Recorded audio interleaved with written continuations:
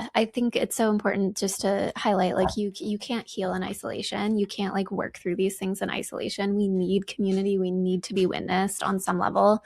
And maybe that's a therapist or a coach or whatever, but sometimes it's just like a friend or family or just someone that you trust to actually share these things and to be witnessed and also to get like other perspective, to be validated. Yeah.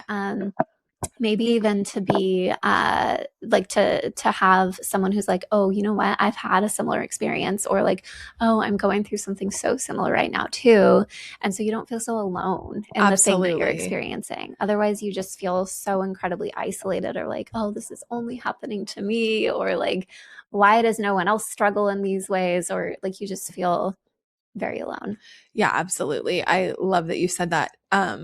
Also like having a friend who's pause, literally dog pause. But anyways, just what I like last week when you and I were having that conversation, like you asked me some questions like when we were discussing certain things. And I think that can also be so helpful too, because it's like sometimes when we're like in our own head and stuff, we're not like there's things that it's like, oh, actually I haven't tried that, or I haven't even considered that, or um you know, I haven't even connected with this person on that or whatever.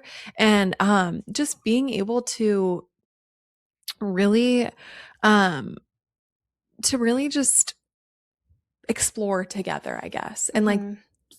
try to rationalize and make sense. And I love what you said about like you actually can't heal in isolation. And Mm-hmm.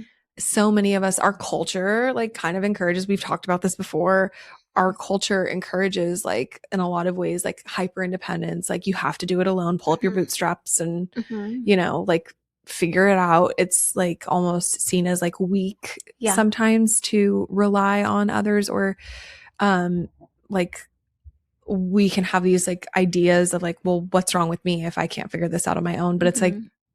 you're not designed to figure it out on your No, and own. then as soon as you start talking to people, you're like, oh, like we're all struggling in some way, big or small, and it like ebbs and flows throughout life. Yeah. And maybe it's not in the exact same way, but like the underlying themes are often really similar. And so, yeah, if you just never talk to anybody about it and you just like try to be tough and I need to be able to work through this on my own. And maybe for men, that is, I would imagine, is probably a even bigger theme. You start to just feel like so alone and also probably ashamed of like, oh, I'm struggling, but I shouldn't be struggling. I should be able to, work through this. And so yeah, once you start talking to people, like once you break through that like fear of vulnerability or whatever that block is, you start to really realize like, oh, I'm not alone in this. And then yeah, you get other perspective, or um, just the opportunity to hear some other thoughts than the thoughts that you're like cycling through in your own Yeah. mind.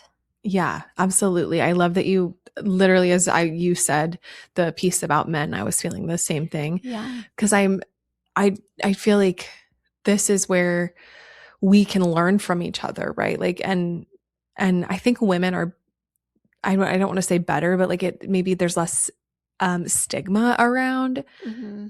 sharing or like seeking advice or like venting to a friend or Yeah. connecting in that way. And I want to normalize for everybody that like this is like part of the human experience, and this It is what like is. Yeah. makes us human, is the ability to do this and to like share consciousness and to share Yeah. thoughts and question things, and not always in an echo chamber.